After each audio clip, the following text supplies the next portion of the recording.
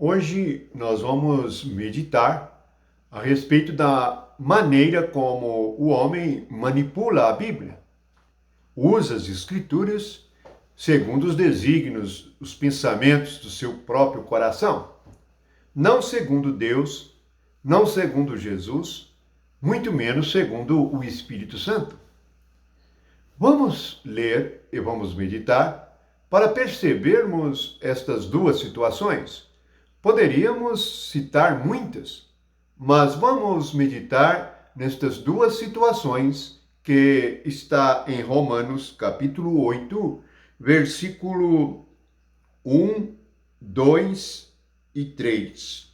Diz assim: Agora, pois, já nenhuma condenação há para os que estão em Cristo Jesus, porque a lei do Espírito de vida em Cristo Jesus te livrou da lei do pecado e da morte.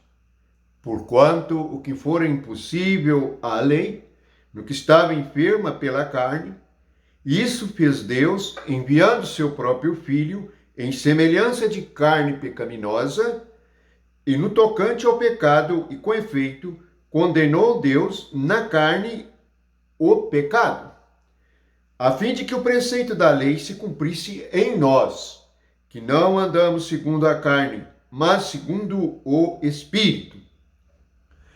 Primeiramente, observamos que há os que andam segundo a carne e os que andam segundo o Espírito.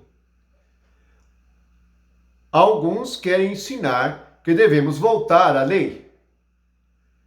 E há muitas justificativas para isto. O que vimos é que a lei na igreja é, versículo 2, a lei do Espírito da vida em Cristo Jesus. No mundo, a lei do pecado e da morte.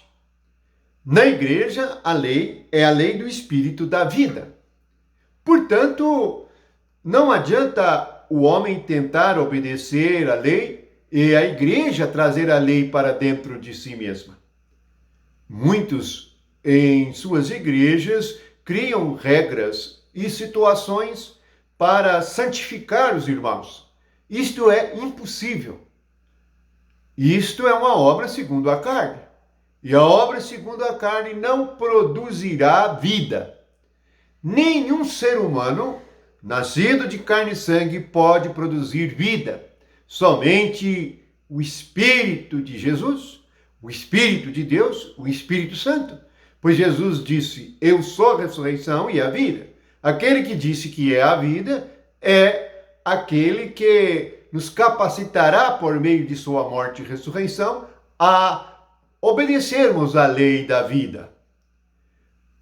Outra situação é, no versículo 1, é que nenhuma condenação há para os que estão em Cristo Jesus. Aqueles que querem ensinar de maneira falsa que Deus está em determinado lugar e que nós devemos estar naquele lugar para sermos salvos, ou para obedecermos, ou para cultuarmos a Deus, estão nos enganando. Porque não há condenação é para quem está em Cristo Jesus. Portanto, se eu saio do lugar em que estamos reunidos, que estamos prestando culto, não deixo de estar em Cristo.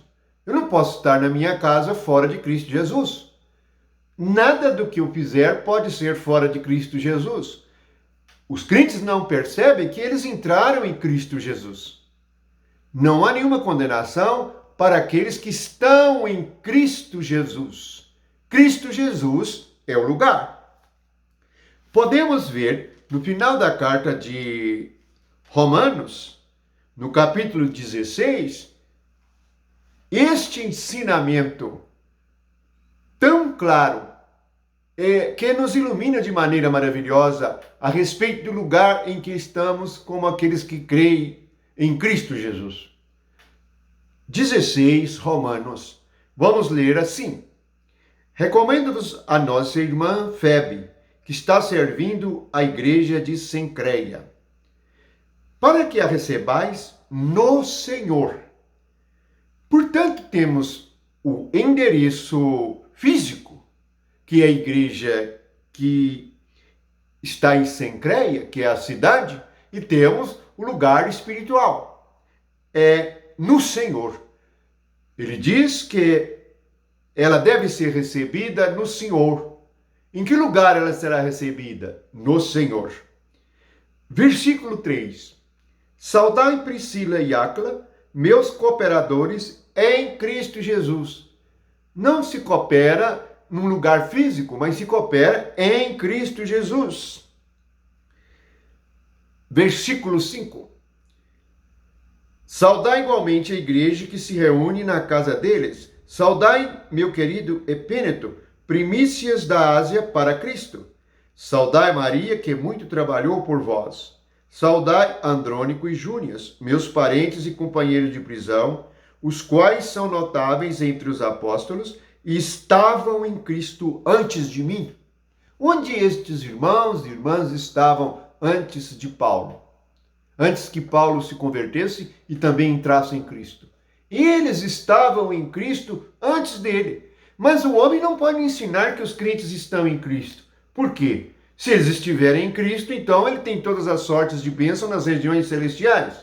Eles vão conhecer todas as riquezas insondáveis de Cristo Jesus e não vai necessitar mais do homem carnal. Pelo contrário, ele terá de ser alimento e vai dispensá-lo. Por isso que eles não ensinam a verdade, a palavra e o que está escrito. Eles estavam em Cristo. Não há condenação para os que estão em Cristo. Podemos ainda ver como eles manipulam as Escrituras. Usam muito a palavra da lei e a palavra do Antigo Testamento sem ligá-la ao Novo. Porque lá em Hebreus diz que o Antigo Testamento é como figura.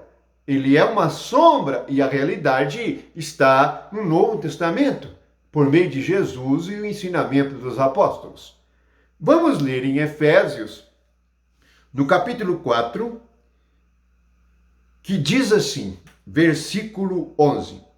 E ele, Jesus, ele mesmo, concedeu uns para apóstolos, outros para profetas, outros para evangelistas e outros para pastores e mestres. Para quê? Com vistas ao aperfeiçoamento dos santos, ao desempenho do seu serviço, para a edificação do corpo de Cristo, até que todos cheguemos à unidade da fé e do pleno conhecimento do Filho de Deus, à perfeita varonilidade, à medida da estatura da plenitude de Cristo. Logo percebemos que quem concede estes dons de ser profeta, dom de ser evangelista, dom de ser mestre, dom de ser pastor, é ele, Jesus. O homem não pode escolher uma pessoa e dar um título para ele. Isto é segundo a carne. Todas estas coisas estão em Babilônia. Tudo isto será julgado e é julgado por Deus. Nós não devemos entrar nestas coisas, nestes debates, porque a ordem do Espírito Santo é: sai dela, povo meu. Todos que creem e todos os crentes que estão neste meio já sabem que devem sair deste meio e vir para onde? Para Cristo Jesus. Para quê? Para receber o ministério de alguém que recebeu o dom de Cristo. Este vai ser aperfeiçoado, versículo 12 do capítulo 4 de Efésios. Vai receber edificação, vai ser edificado no corpo de Cristo, não em algo que os homens instituíram e denominaram. A igreja é algo que vem à existência somente por meio de Jesus Cristo. Não há outra maneira. Não é um que o homem pode fazer ou organizar. A vida não pode ser organizada. Você pode encontrar alguém que vai ter um filho e diz assim: eu vou organizar meu filho ano que vem. Não há como. Ele precisa ser gerado, alimentado, crescer e amadurecer até se tornar uma pessoa perfeita e adulta. Assim é a vida espiritual. Precisa ser gerado por Deus, nascer de novo, ser alimentado com leite espiritual puro, ser alimentado com leite espiritual dado pelo Espírito Santo, crescer, poder se alimentar de alimento sólido, uma boa palavra vinda do Espírito Santo, para crescer, amadurecer e produzir outros crentes pelo seu testemunho. Portanto, nós devemos olhar o que está escrito e o que eles ensinam. Por que não tem alguém na igreja que se chama profeta? Se o profeta vem primeiro, é profeta, evangelista, pastor e mestre. Por que só tem pastor e não tem profeta? É a manipulação das escrituras. Usam as escrituras para atingir o objetivo para si mesmo. Cristo não está envolvido nisto, pois Jesus é o Espírito da vida e a igreja é na lei do Espírito de vida. Damos graças ao Senhor por esta palavra e por podermos discernir entre a manipulação religiosa, a manipulação das Escrituras e a verdade. Jesus disse: eu sou o caminho, a verdade e a vida. A única maneira que temos de conhecer a verdade é entrando nela. Você vai conhecer uma cidade sem entrar na cidade? Vai conhecer uma casa sem entrar na casa? Portanto, devemos entrar em Cristo, permanecer nele e crescer nele, segundo o Espírito Santo. Que a paz e o amor de Jesus esteja com todos.